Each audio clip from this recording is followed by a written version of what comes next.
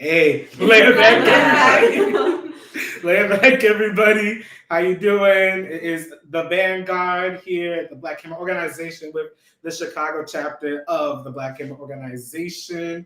Welcome. This is where you can get all of that revolutionary tea of today's current news, today's current trends, topics, all right here with that anti-colonial spin, with that truth spin, because we are about the truth here at Black Hammer. All right, the truth that sets our people free, right? Not that fake truth that liberal news be putting out.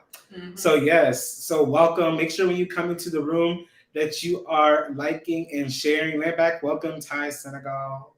And make sure you are liking, sharing, and subscribing. All right. So like this YouTube video, this YouTube live. Make sure you put that thumbs up. Make sure you are sharing it. Just share the link on your Facebook, tweet it out, put it on your Facebook, wherever you need to put it, all right?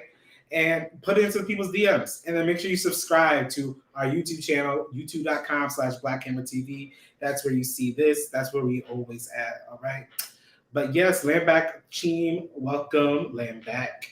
All right. Okay. So yeah, I'm feeling good today. We got some good spice food to help us with this virus surge right now. It's got a lot of the right nutrients and ingredients to make sure that we is protected. And yes. It's super warm too. And it's super warm and hot, boiling hot.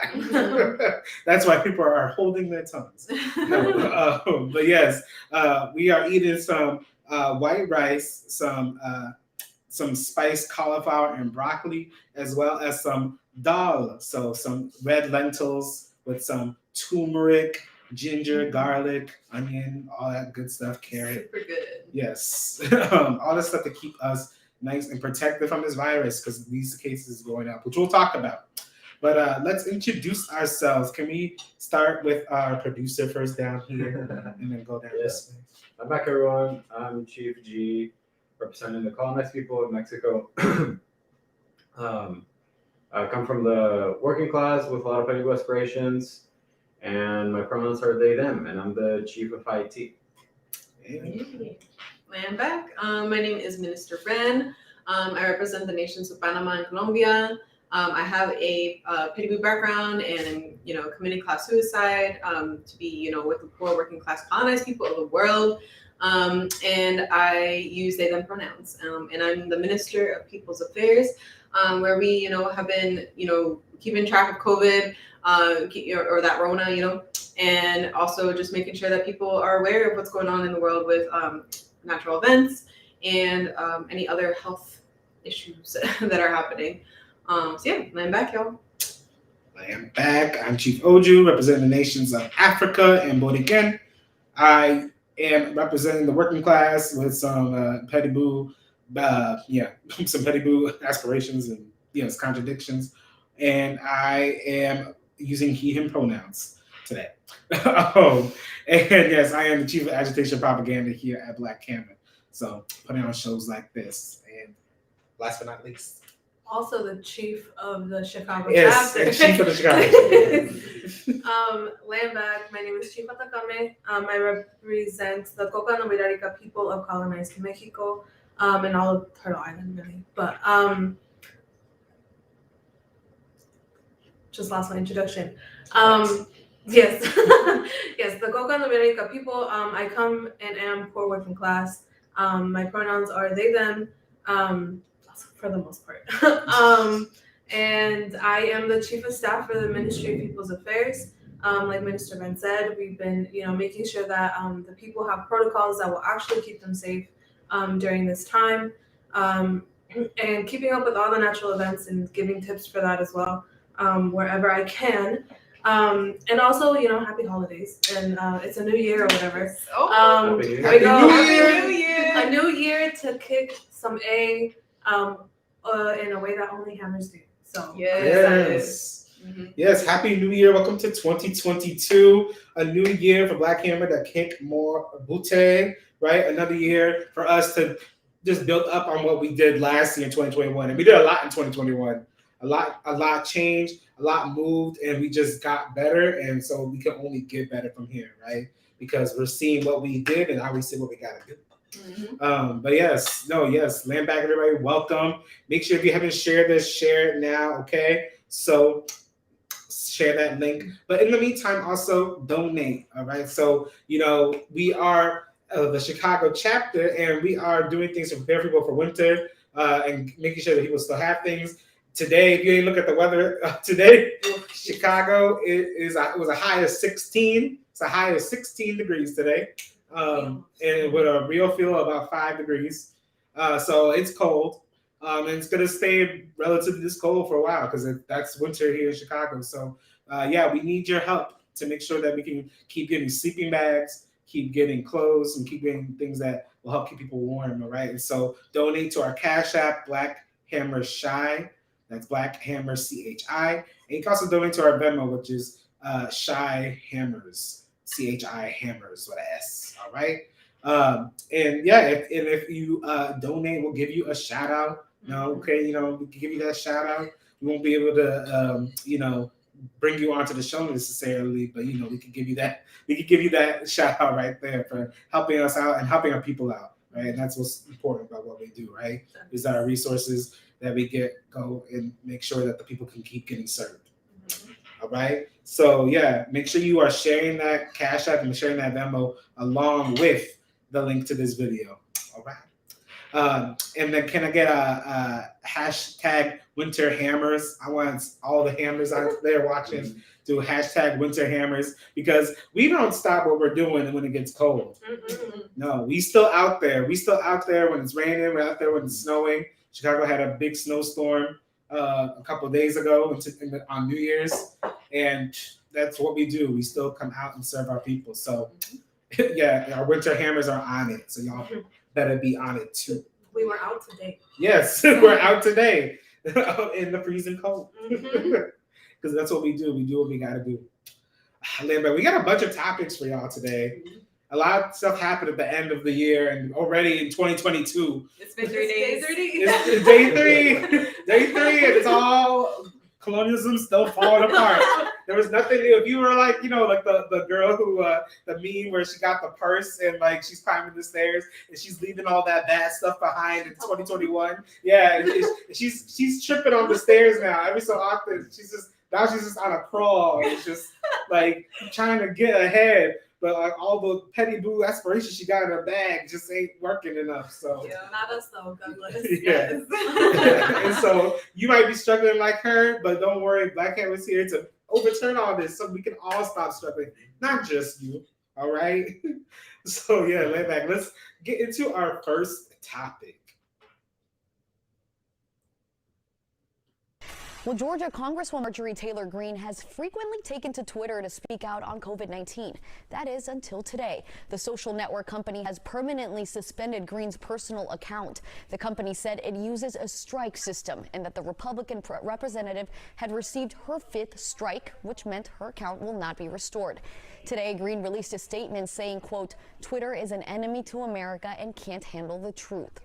She also encouraged her supporters to immediately follow her on other social media platforms.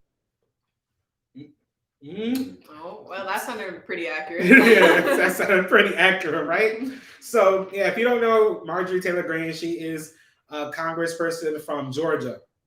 She's a congressperson from Georgia who has been known to say some pretty controversial stuff. But the thing in America, though, from what I understand, is that you should be able to say controversial stuff even if people don't like it, right? To my understanding, that's allowed by the First Amendment with freedom of speech. And so, so you have Marjorie Taylor Greene who was trying to exercise her freedom of speech. And Twitter said no, right? And they, of course, suspended her before, but now they banned her. And this is beginning of a real big pattern, right? A real big pattern of even the highest ranking people in governments and like with a lot of money being banned from these social media platforms, right? And a lot of these social media platforms are, run by like these really, really liberal companies like Twitter, right? And so how come? So what's the line between Marjorie Taylor Greene's free speech and Joe Biden's free speech, or Kamala's free speech? Whose is more important than the others, right? And why do they get to decide that? So I don't know. What you think about this, Chief G? the thing about all these corporations, right, is that they've taken over most communication, right? And like the most of like how we can talk to other people, right, and exercise speech in general, right? So, like when they control everything, they monopolize it, and then they like choose who can say what. Then like freedom of speech becomes where does it belong? Where is it at? Um, because like if that's the main way that people communicate, and you don't let people communicate however they want, then you're not doing what you're supposed to be doing, right? And especially like Twitter is always like since the beginning, right? It was always like, oh yeah, like you can say it's like freedom of speech or whatever, right? But now that they have power and that they're like really liberal and they're like you know the liberals and the Democrats have become so powerful now in general, like throughout the companies and the government, right? Like, it's all one thing, right? So they're gonna do what they're gonna do to stay in power, right? And like silence people that want to, expose them. Exactly, right. They're going to silence us, and whether that is through banning accounts or by literally silencing people for good, right? That's what happened, especially around the Rona. That's what was happening all the time with Fauci and all of them. There are people trying to come out and say things, and then all of a sudden they were gone. And yeah, it's because they run the way we just even are able to talk to each other. And no one should have that power to control how much and how we are able to communicate with one another. Yeah, Ren, what you thinking? Yeah, I mean, this really reminds me of a few different things. One, I mean, our boy Trump also got banned, right, from all kinds of different things. And so, like this is nothing new. And this is nothing new. Like yeah, like because I don't even think it's just the liberals. It's Big Pharma. Big Pharma is pulling all the strings, especially now. With Sleepy Joe in office. So, Big Pharma is just making sure that nobody, is talking crap on, those jabs. So, we just gotta. That's what we're fighting for, really, and like that's why we're going to the CNN, right? On January 6th, y'all. If you're in Georgia, or even if you're not, if you got money and you can travel to Georgia, make sure y'all are going, because we're gonna be talking about this liberal media and how ridiculous it is, right? That they keep on censoring us, whether it's Big Pharma or this liberal media doing it. It doesn't really matter. Either way, our freedom of speech is being trampled on left and right, especially with around these jabs. So, and then this also reminds me of another. So the maker of the jab was also silenced in the same exact way. Like one of the like scientists that actually developed this new method with the mRNA was completely silenced and like basically blacklisted, for being like, no, like this is like the way that this is being distributed, the way that the pandemic is being handled is incorrect, like scientifically, and I'm the one who like helped create this way of trying to help people, right? And so it's very, very similar. And it's what it boils down to is Big Pharma trying to silence people and everything. So every single time, and you took the words out of my mouth about January 6th. We'll talk about it after what the comment talks, but real quick, like the way that they are even silencing these people who are responsible for the thing that they're trying to put out there. It says so much about, it's not even about us. It's not even about our health or how much they care about us. It's about what they want us to do and what they want us to think. And make money. And make money. Then back Noble Unity. And like again the creator of the mRNA method for jabs, right? It's not even like he was against these specific ones. He's against the method as a whole being used.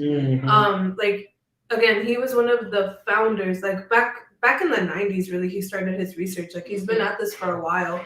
But he, throughout his like studies and things, he always said it's not ready. It should not be administered to people. It's not ready. We don't know the circumstances. It has not been studied enough, which is LOL what we've been saying from the beginning too.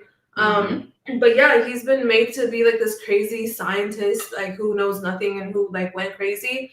But like you would too. Yeah. You know, if you created this thing that you knew could be harmful to people and all you wanted to do was help people, and it gets turned into this giant profit mess, and like no one listens to you, like you would go crazy too, you know? That's kind of like what if just a little bit of like us, the entire pandemic talking about K95 masks, the entire pandemic talking about like our COVID protocols, which you can find on blackhammer.org/COVID-19 basics. Like talking about them for almost 3 years now, and then now people are like, maybe we should start doing this. That makes me feel a little bit because imagine how many lives could have been saved. You know, how many people would still be here. But no, back to Marjorie. Hey girl. How's it going? Hey Marjorie. Our Cash App and Venmos will be said in just a second. But we got you, girl. No, yeah, like again, what is freedom of speech, right? What is freedom of speech? There's been people who have said way more ridiculous, harmful, like literal threats to life have been made on Twitter. That don't get taken down. But like stating your opinion, please. It really does throw out the entire Constitution, you know? And like it has ramifications because, you know, there are other amendments, and if people break them, it's like, well, Twitter did this. There's a word for that. In the like legal, whatever. It doesn't matter. There's ramifications. There's ramifications, and like really, if like these like representatives of the people, right? Like whatever, like can't if the highest law is not abiding by what do they call the Constitution? Law of the land?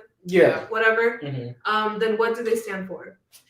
Like tell us again, right? Because like their actions tell us it's all profit, like we've been saying, right? It's profit for a handful of people, for a select number of people. For now. For now. I like what Virgil said here. Liberal supremacists like Zuckerberg, Dorsey, Bezos, and Musk have unprecedented power with no accountability. It's dystopian AF. Right? It really is. There's no accountability for these people, right? But yet it's there. But we are supposed to be accountable to whatever they say, even when it goes against the laws that they put in place for us, right? And so it's like, who really is the enemy there? The people who say that the laws aren't good enough yet follow them, or the people who just use it willy-nilly and just use it on us, you know, all the time. I talk like a grandpa, y'all, sometimes. I'm sorry. I don't mean to. But yes, no, like our freedom of speech is under attack, and that's why on January 6th in Atlanta at the CNN headquarters, we are going to be at the CNN sign protesting fake news, protesting this liberal media apparatus, protesting these people like CNN who constantly lie on what is actually freedom, right? They keep on lying on what freedom is, and we're tired of it. We're done with it. The people who have shown that they know actually more about what freedom looks like is the people who went the freedom fighters on last January 6th, you know? So, yes. So, yeah, land back. Make sure you are still sharing and commenting. Just, oh my God, I haven't heard that phrase yet. F Joe Biden. That's a new one for me. Gilf. Goodness gracious. All right, so we can go to our next topic. Make sure to like, share, and subscribe. Now let's go to our next topic. Chicago Public Schools are back for in-person learning as the city deals with an average of 3,900 new cases of COVID each day. But the teachers union is upset that 25,000 tests that students took before they returned to class were invalidated because of delays getting them to the lab. The overwhelming majority of those tests have been invalidated because of poor logistical planning by guess who again? The mayor and her team. Incompetence. What will it take to shut down a school building when COVID is running rampant? CTU says of the 35,000 tests submitted, 1,800 were positive, meaning an 18% positivity rate. Some parents are joining the union to call for a return to remote learning until those COVID numbers go down. We think in-person learning is the best for our children, but at the same time, their health is first. We love our children and we want them to stay alive. We want them to be here. We want them to get a good education, but they can't do that if they're dead. Make it make sense that we're going to protect our kids. And until these kids are safe, my kids will be at home on remote learning. Students will be marked absent if they don't attend class in person unless they've tested positive for COVID or were told to quarantine by the health department. And back, everybody. It's wow. So a lot of schools around the country are back in session today. And this is after a few weeks of like the biggest amounts of cases ever in the history of the entire pandemic all around the world. And so in Chicago, there is a school, Park Manor Elementary on the south side, Park Manor neighborhood, that has everyone in the school, the parents and the teachers decided to be remote, even though the district, the CPS said we ain't going to be remote, but they said we're going to do it as I was taking a stand against this, right? About being forced to go back to school. And those are those parents that you heard there. And the union was blah, blah, blah, all around. But it was the parents, really like saying they don't want to put their kids in these schools that are unsafe, right? And you see the case numbers in Chicago that they talked about, very high, 3,900 cases a day. That's a lot.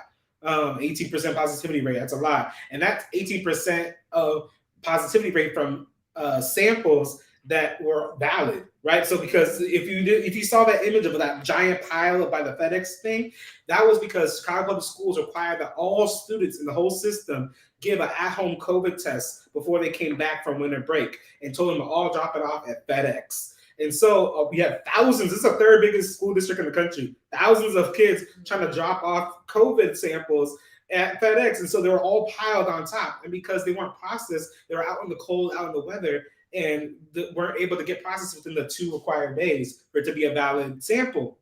And so this giant mess, and now you have parents saying, I don't want to send my kid back to school, but now they're going to get punished.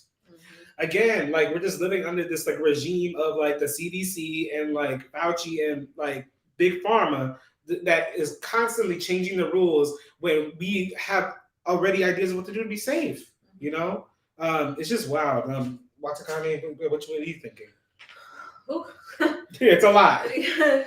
Yeah, I mean, like y'all ever have that boss that doesn't know what they're doing, but then gets mad at you because they're getting in trouble from their boss because stuff is going wrong, but they don't even know what they're supposed to be doing, but you're the bad guy? That's what this feels like. Except instead of getting in trouble, it's people dying. Like it just, these numbers are wild to me. Like just for context, this city, just the city of Chicago has as many people as the entire state that I grew up in.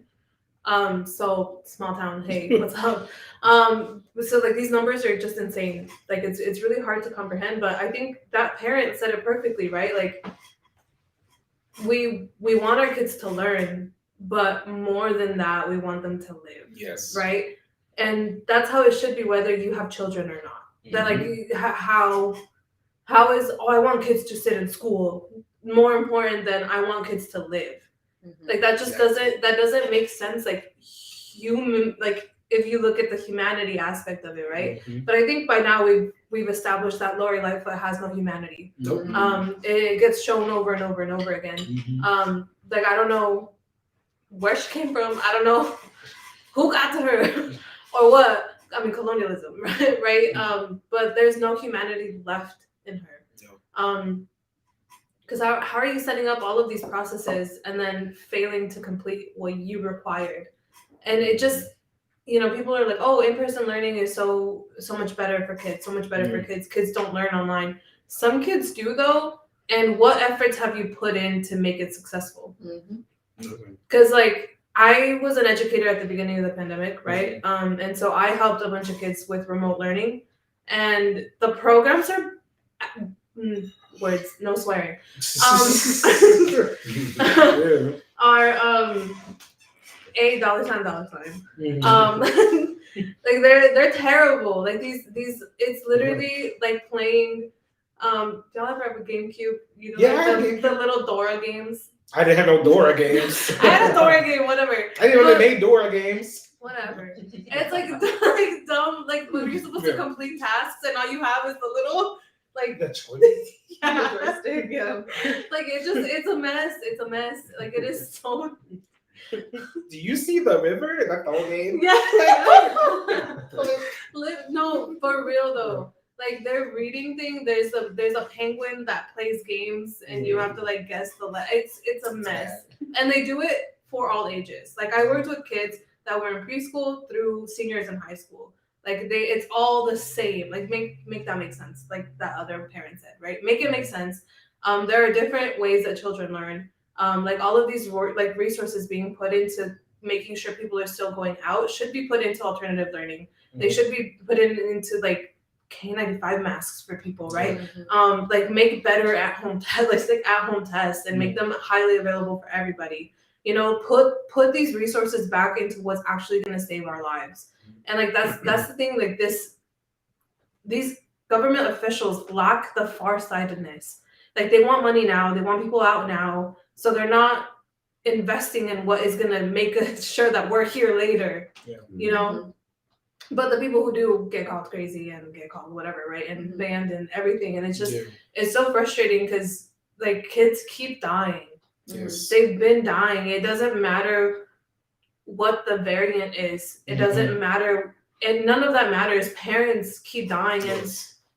And when parents die, children's like part of them dies. Like it's a mess. Yes. Like we're going to be seeing the ramifications of this for generations. Yes. You know, like not just like health-wise physically, but also like emotional. Yes. Like and we won't be seeing any emotional support later, right? Like of course not. What do they, because they can barely afford that as a district. Exactly. Like we're not going to be seeing like counseling for these kids. We're not going to be seeing family counseling for anybody, right? We've all lost people. And it's just there's no humanity left. It's really not, and that's it. Yeah, no, I fully unite with that, Chief Watakame. And something that ties Senegal here, it says that relates to like the parents part, is like they need kids to be miseducated to be colonial robots to send these parents back to work for this dying economy, right? It's so true that, you know, it's not even just about the kids, like it's about just putting them somewhere so that parents could just work as well, because parents can't work if their kids are at home usually, because no one's paying for childcare. Like no one can do that now.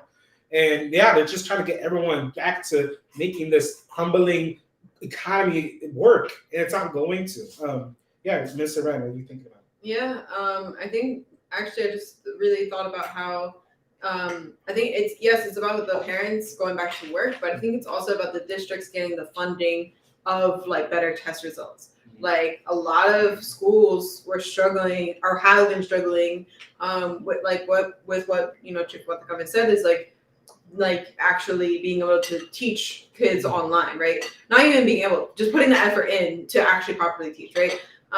And that results in like a huge drop in those like standardized tests and all that crap, right?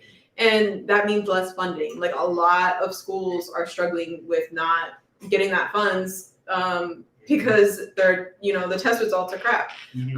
So yeah, I think it's also even just that it all comes back to the money, right? Especially in this capitalistic society.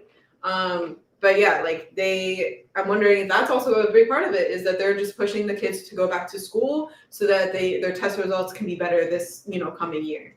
You know, they're like, it's fine, don't worry, it's fine. You know, just go back, because they're more worried about that. So yeah, that's what I was thinking about, because I fully unite that like a lot of these schools aren't doing what they need to actually educate the kids, right? They don't care about, if they really cared about the learning, then they would actually care about their lives first. Like, or just their mental health. Like we've seen, so like even before the pandemic, like, you know, a lot of schools don't give a crap about the mental health of the kids. So, you know, especially during the pandemic, like, you know, a lot, not just kids, but their parents, everybody their mental health is not great because of the isolation, because of, you know, this like overwhelming fear, right, of what's going to happen next. And, you know, we have to combat that, right, with just the reassurance like that Black Hammer has been trying to give with the solutions, right, with actual solutions, not just, oh, here, take this crappy jab and I hope it'll make you feel better, right? Yeah.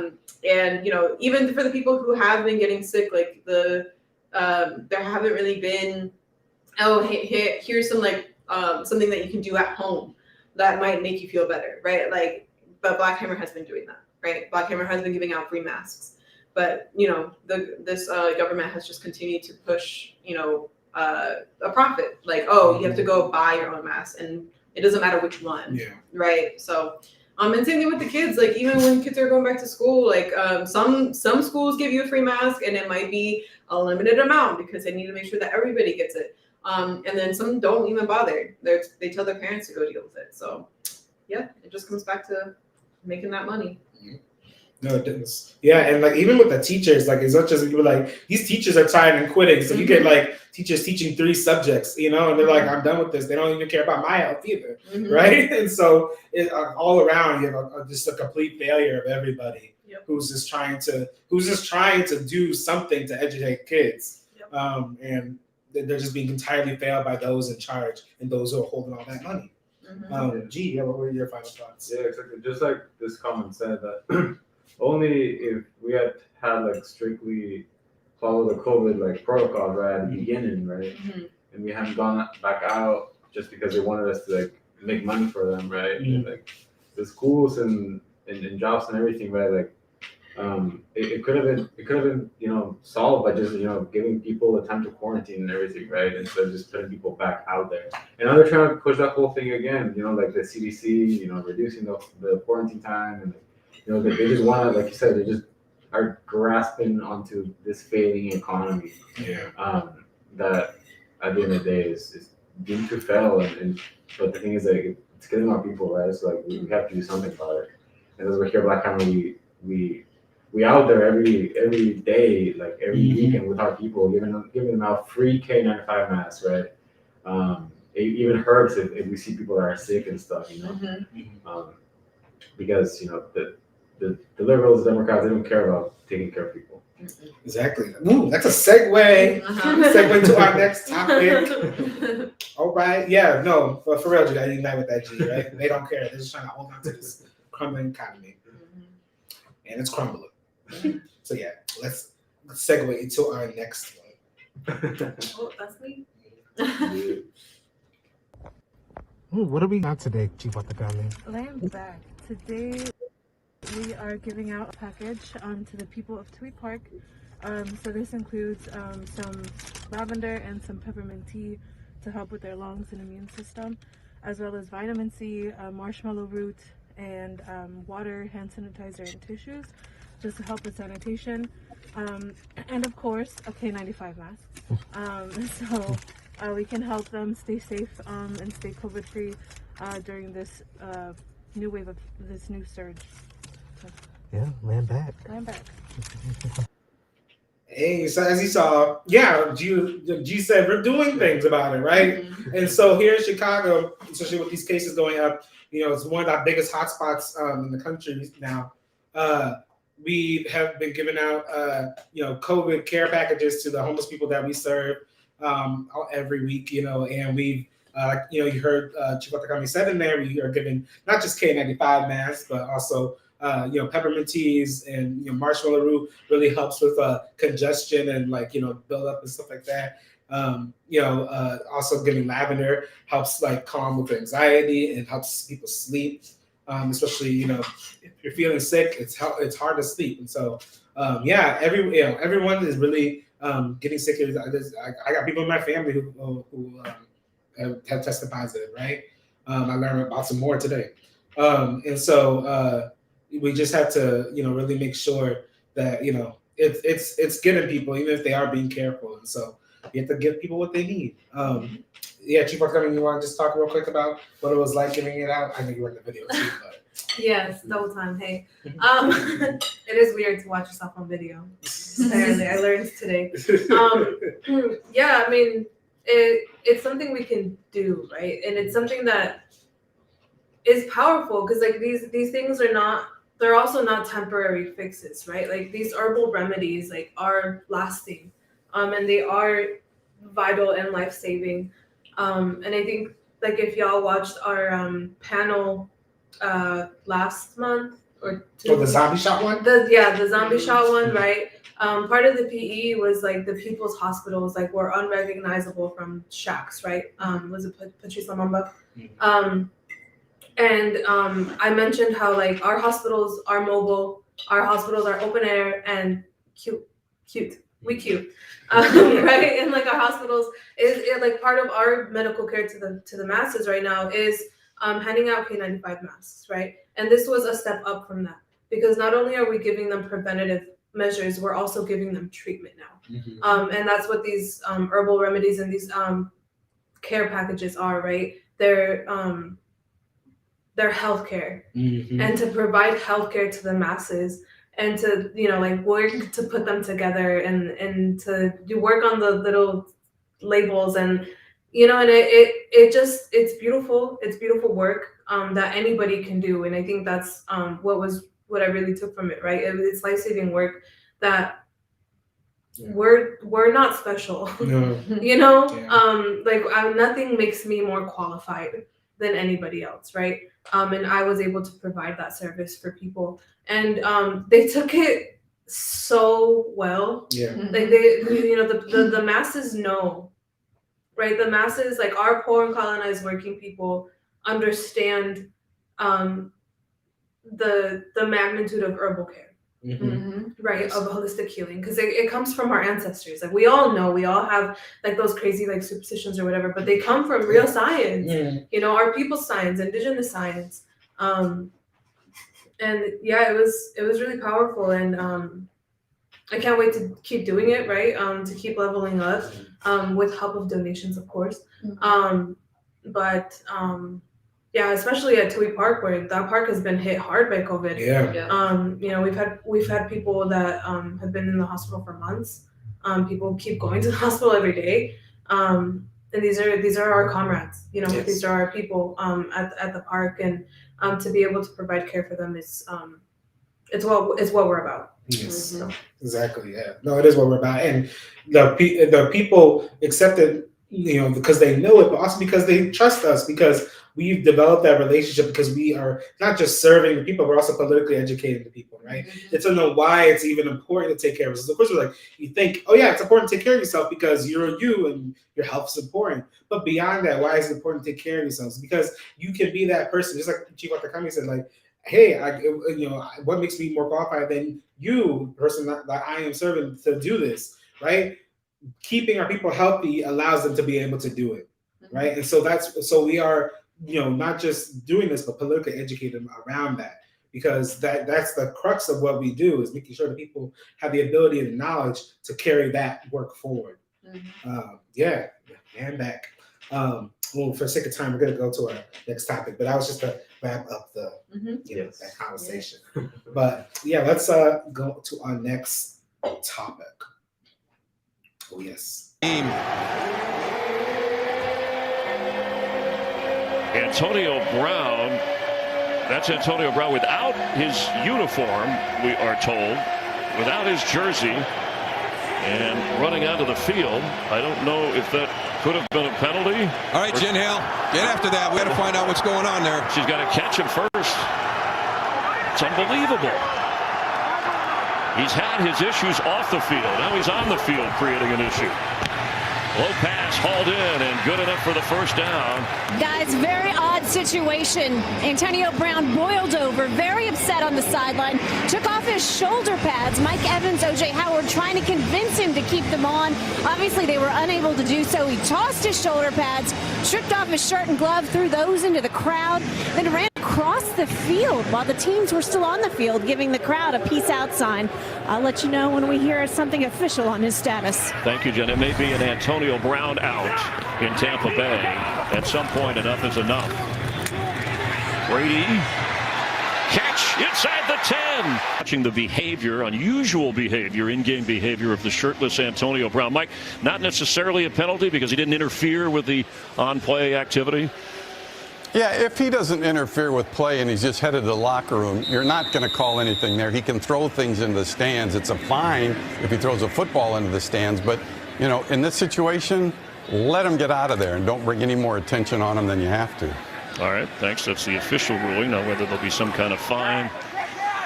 Obviously, the team was frustrated, but over on the sideline, Jen Hale described that he was angry. Somebody tried to calm him down. I think it was Mike Evans. So he took off his jersey and then his shirt. And then as he throws this in, he was moving around on the field when they weren't snapping the ball, but the teams were on the field lined up for a play. And there's his. I've never seen anything like that. I've been affiliated with the NFL for over 30 years, and I have never seen anything like that in those 30 years. It's just baffling. Yeah, I thought it was like some crazy fan that ran out there at first. And there's a sack, the first sack of the game. Football is wild, y'all. He saw Virgil's comment. I don't watch football, but well, if they promise more nakedness. So true. So laying back. So I the whole situation is interesting, but I also think the way the announcers talked about it was really interesting too, and how they covered it, because it really felt like overseers on a plantation, right? It was almost like someone like stepping out of bounds. Like, what's happening with him? Like, what's he doing? You know, it's like the shirtless Antonio Brown, and like really like animalizing him, and just like you just sound like, what's going on with this slave, right? And that's what it really sounded like to me. But yeah, that's with these professional sports, especially with colonizing again African athletes, right? But what because basically happened is that no one really truly knows yet. It's all still up in the air, but people are trying to figure out whether or not Antonio Brown was fired or quit when he walked off the field and took off his jersey. People are trying to figure out, was it because of a bonus he was going to get by doing some more throws? Is it because he's got battered in the head so many times has an issue with CTE, or is it because he just has a history of causing drama or of doing things that get in the headlines, right? So it's a range of things people are trying to figure out. But one thing is clear is that there's a lot of colonialism going on with Antonio Brown here. And in the end, yeah, they are treating him like he's on the plantation, like he walked off and it was such a simple thing. Just like the other announcer said, if he's just going to the locker room, you could stop talking about him. Right, he said that outright, but they still kept doing it because it was so out of place for what they were used to doing. Right, I'm so done. Someone said I'm gay. All I saw was big muscular men. What else was going on? Goodness gracious! Pay attention to the themes at hand. Holy water. There's real life underneath the muscles.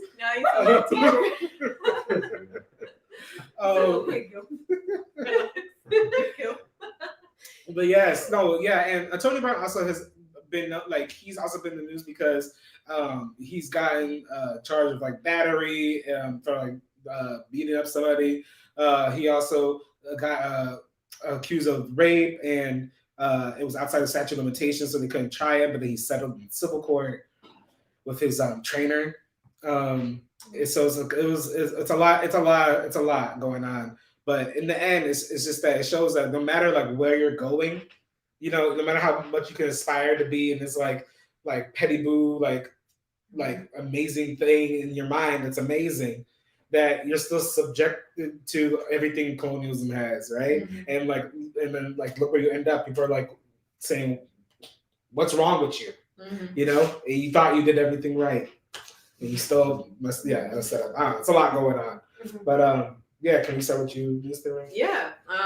One of the first things, because I didn't know too much about this, but one of the first things that I saw was the theory about like him about to get a bonus, like a $300K bonus for he was like 9 or I don't know, I forget what the number was, like less than 10 catches away from getting this huge bonus, right? And apparently this has happened to other players, according to what I read. So honestly, I believe that. I also believe that it could just be literally anything else. Like it seems like he has some colonial contradictions of his own. Honestly, the NFL really has a crap ton of other contradictions, right? I used to watch football all the time, but now I'm like, oh goodness. But yeah, it just and at the end of the day, This is a colonized man that just is trying to do what he can, right? To probably support his family, I hope. But yeah, it just, the colony, strips us of like a lot of different things, and he's probably just struggled with that. So yeah. GG, what you thinking? Yeah, no, what he said, like, it could be so many different things, and I was also really annoyed at how they were trying to portray him, right? I was like, trying to make this whole like thing, right? And like, like he's crazy. So many like shots of him like taking out, when I don't know if he was like either like struggling, I don't know if he had like to go just rest and he couldn't because they were like, people, these coaches be forcing like athletes to like, break their bodies for this game, right? Yeah. I don't know, but like you said, the NFL is full of so many contradictions that like, they exploit colonized people, especially. All they care about is, making the money, making their fans happy so they can give them more money, that kind of thing. So yeah, it's just, I hate sports. And I hate sports companies like that. It just is horrible. Yeah. So true. Yeah. I got something to say about it. Go ahead. Okay. I was like, you can go ahead. I really want to touch on what G said about like athletes being forced to like literally like traumatize their bodies, right? For the sake of money. Again, like athletes, literally, like athletes get treated like objects, right? Like even trading, like. When you trade, you can buy players. Like not even the language is different, and you literally pick your parts to make your winning team. Like it's really disgusting. And like football is fun. Like don't get me wrong. Like I like football. But like Minister Ben said, right? Like the contradictions of the NFL is that players stop being human. Right. And like anything colonial is gonna strip people of humanity, right? Especially when it comes to colonized people. And like, he has his contradictions, right? But I'm not gonna sit here and try to pretend like I know his life, right? Yeah. But like I do know that a lot of players in the NFL, like there has been studies that like their violent streaks and those contradictions come from brain injuries. Yeah. Like that has been studied, and there is strong evidence to say like, well, if they hadn't been playing football and hadn't had all of those concussions, they probably wouldn't have been violent people, right? And either way, at the core of it, colonized people get violent because of colonialism. Yes. Period. Colonized people hurt each other, hurt other people because of colonialism. Exactly. So yes, this individual person has done terrible things, right? And there has been a lot of colonized people who do terrible things, but at the core of that is colonialism. Exactly. Because our people, all colonized people at the heart, at the core, are good people. We don't come from this evilness. Like that was brought with them. Like they brought that here, right? And I think that's something that people tend to forget. And it's like, you can condemn the actions, right? But like understand where it comes from. Because if you don't make that separation, that's how you start having disdain for your own people. That's how you start having disdain, especially for the way that they portray African people specifically, right? As like hyper aggressive, hyper whatever. Like that's, if you don't make that clear distinction in your head, then that's how they perpetuate divisionism. And like I hope, even if he did was like, I'm sick of it, I'm out, good for him. More power to him, right? I do hope, if he has hurt people or the people that he's hurt also find healing, and obviously there's no obligation to forgive him for what he's done either. And there's no like erasure of the harm that he's done, but like colonialism just ruins our people in every way. And the NFL is a mess. And people should just be able to play football because they love playing football. And not because their whole life depends on it, when it puts their life at risk, just to make old white men money. Yeah. So the thing is to make other old white men more money than they'll ever make. Exactly. Yeah. No, and this is the same NFL.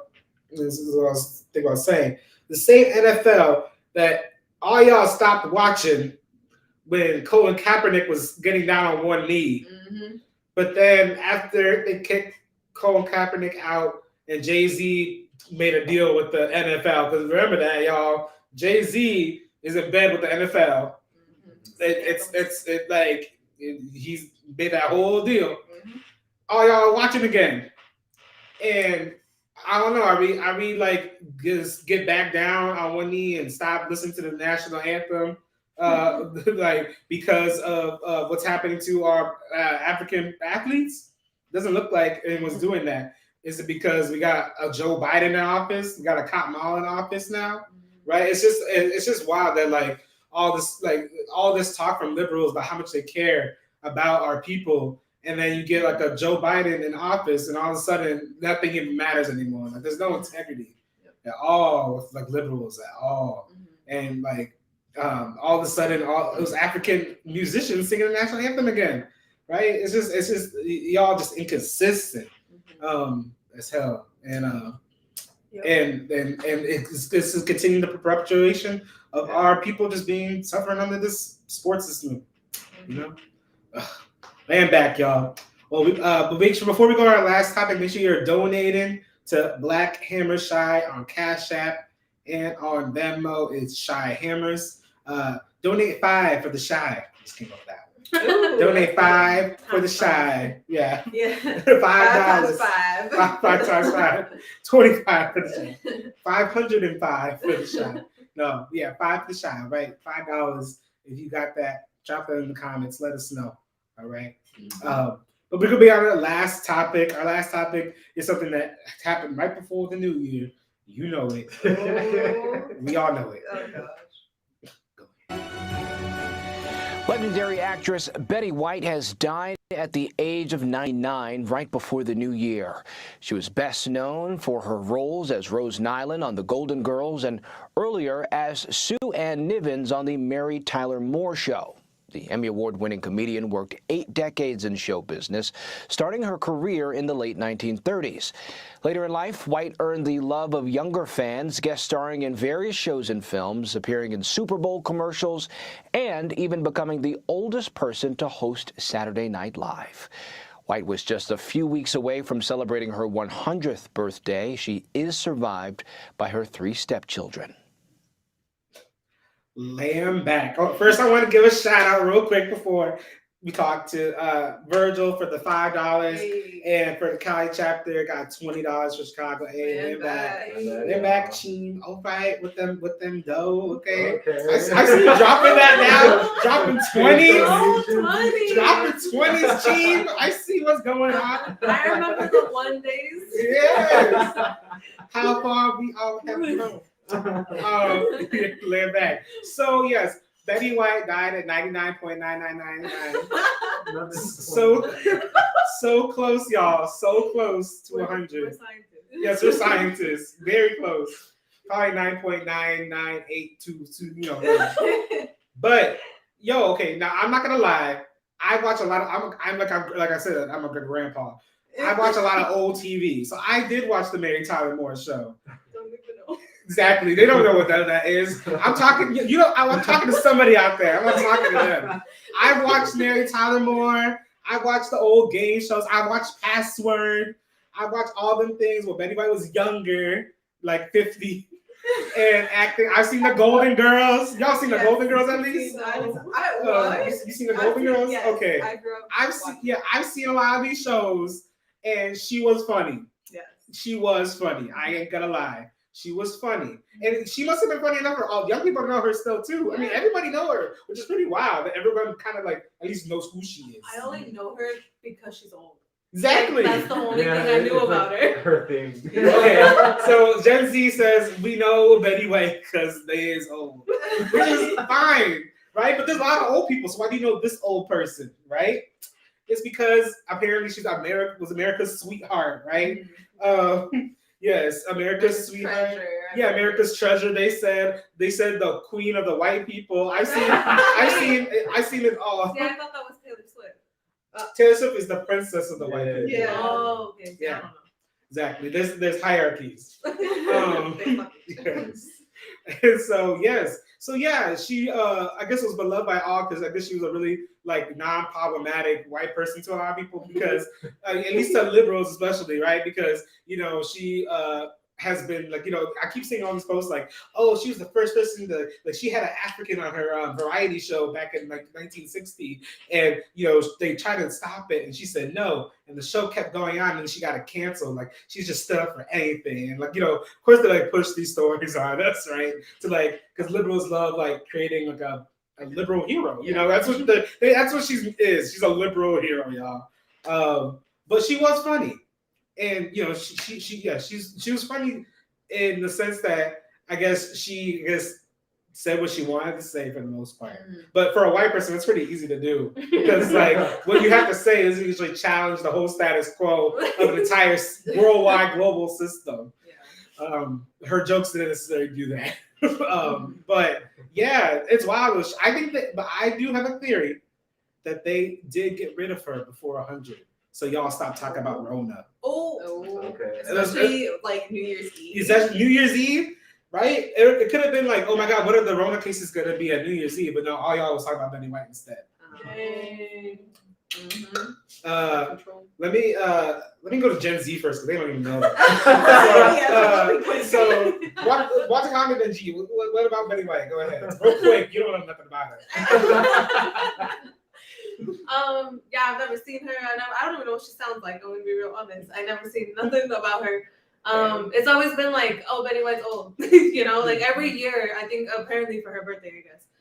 It was like, oh my God, she's older. Like Homegirl served in World War II. Like I want to, y'all know, like she met Nazis and then like barely died. Like what the. I think she's just in California. But whatever. I bet there was Nazis. Yeah, there's Nazis in California. Yeah. But like old, because she graduated in the 30s. Yes. Like graduated high school in the 30s. Like I never, and like that's all I got. She's old. That's all they got. Yeah. But I think y'all jinxed her. I think y'all jinxed her because I like, again, Betty White comes up on my feed or whatever. Or I remember of Betty White whenever like something's happening, like like something comes up. But I like lately it was like, oh my God, Betty White. And at first I was like, oh, she dead already?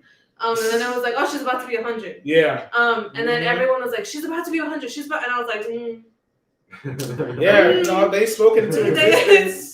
And I mean, she did too. She had whole magazine covers already of her, like, oh, 100. It was like, that's just bad. Bad luck. Even if you're not superstitious, like, why? Yeah. Common people know better than that. Exactly. Like I was like, yikes, homegirl, we'll see. So yeah, 99.987 or something. Yeah, that's all I got. She's old. Right. Or was old. Yeah.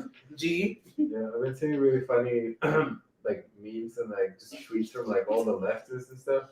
I saw one that apparently in one of her shows there was like an episode about like the Soviet Union. Yes. And she was like, and there was like a big like poster of her face next to like Marx and Lenin and stuff. Oh my that was so funny. And, but then also like the leftists are all like, I can't stand there was one leftist because they're all like, oh yeah, no, Betty White like lived through like all the revolutionary movements, like through Cuba, like the Black Panthers. I'm like, but what if she's just old, bro. It's just that simple. Like stop. Anyway, that's all I got. They literally said Betty White lived in 1969. She's a revolutionary. Look at that's literally Comrade Betty. The hashtag Comrade Betty. In the comments, please, hashtag Comrade Betty. But that is the criteria. Those are the qualifications for liberals for being like a revolutionary, or being anything, right? It's like literally you lived in a year. But she's a whole ass veteran. Like they don't make those connections because they don't even think. They don't even think. Like that's literally their qualification for being a world-changing figure, is literally existing. Right? And that's why they don't get anything done. Because like I'm existing, I'm doing it. And they just like I'm making it happen, And it's like, no, you have to work and do stuff. Right? There's the people on the right understand hard work to get things done. Right? That's right. Hey, Marjorie. Mr. Red, what you thinking? You seen Golden Girls at least? Yes, I have. Okay. And like I think I've seen a few movies or something, or something with her in it. Yeah, Golden Girls. It was not my favorite show. It was my sister's favorite show. But yeah, she was funny. She was really funny. And everything that I've ever seen her in. But I think actually I have a new theory for why she's why she's like such a thing with the whites, because I think she breaks the barriers of like ageism, and she, you know what I mean, because she always was cursing, she was always like doing all these like scandalous things or whatever for like an old person, right? And then when she was even younger, she was doing things that were like, scandals for the time, for the 30s. Yeah. She was old. She was not on TV yet. The clip said that she was like, she started her career in the 30s. Yeah, she was on radio. Yeah, like she lived through the Great Depression, y'all. Like that's wild. As like a teenager. Yeah. not even like was born in the 30s. Was already kind of grown. Like that's wild.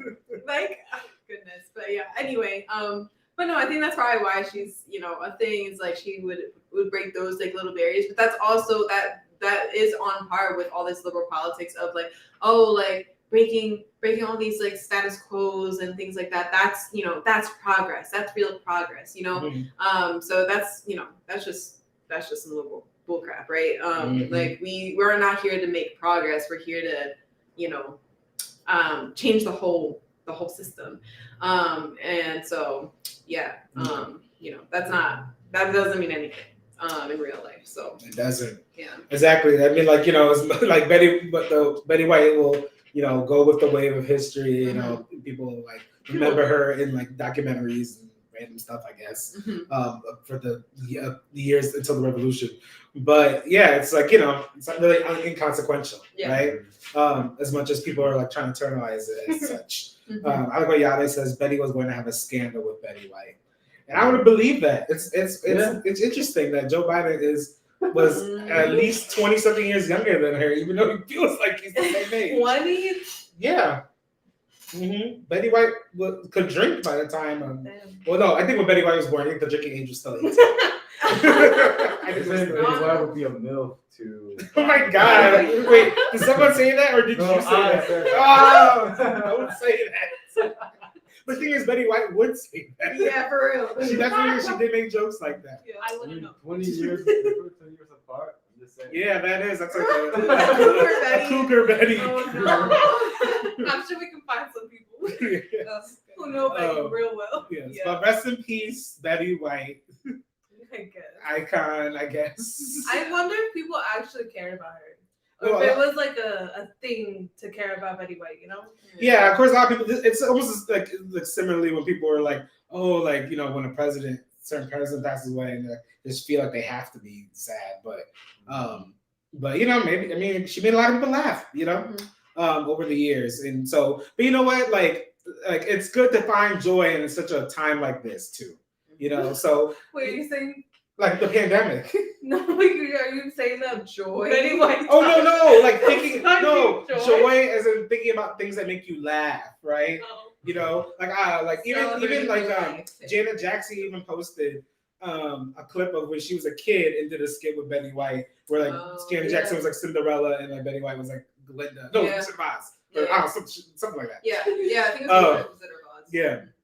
And like she knew a lot of people, so I think that's also why. Well, yeah, you've been around for so long. You meet a lot of people. For real. these Gen Z people ain't letting it go.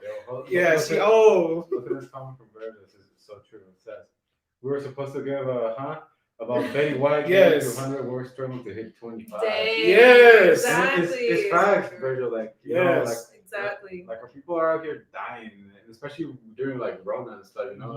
Like you said, Oju, maybe they were trying to, cover up how bad it's getting because of the holidays. Yeah. And they're just trying to, distract people with whatever media.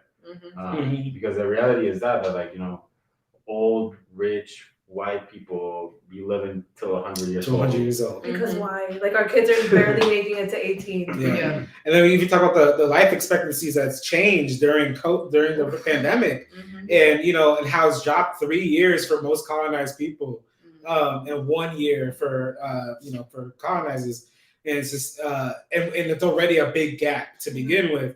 And so you just see, yeah, exactly. This system was working hard to keep people like Betty White alive, but it's not working hard to keep any of us alive. And that's why we have to do what we have to do. We have to organize and get our people together so that we can increase how long we live. Because with everything that we have in the world that exists technology-wise, resource-wise, it shouldn't be difficult to.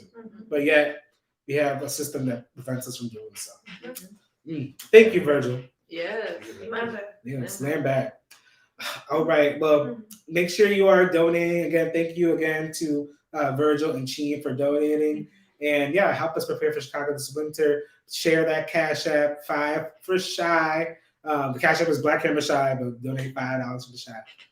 And yeah, make sure you share that Cash App and Venmo Shy Hammers with everyone you know. And then, yeah, our announcements. Watch our Revolutionary Church online every Sunday. The Revolutionary Church has shifted days, y'all. It's on Sundays at noon. And so you can catch it live on Facebook, but you can also watch recording later on our YouTube channel that you're on right now, Black Hammer TV. So go to youtube.com/Black Hammer TV to watch the Revolutionary Church. And then we still want to drop the charges on our hammers. If you ain't calling, call 404-658-6618, extension 5, to make sure that these hammers that have been arrested for feeding and clothing the homeless during the Revolutionary Church, that they get these charges dropped and that this thing gets done with, all right? So make sure you're doing that as well. And then we talked about it earlier, but January 6th, el 6 de enero. Sí. Yes, January 6th. And from 2 to 7 p.m., we are stopping fake news and exposing CNN for these fake news monsters that they are. You've seen all the headlines of everyone coming out of CNN being a disgusting monster, just disgusting. Yes, just disgusting abusers at CNN, and it's being revealed, and they're all quitting, they're all losing their jobs, and that's on top of all the fake news that they already put out there. So we are protesting CNN at the CNN sign in Atlanta on January 6th from 2 to 7 p.m. That's this Thursday, y'all. So come out this Thursday if you're in the ATL and join us against this fake news beast. All right. You gonna be there? Yeah. You gonna be there?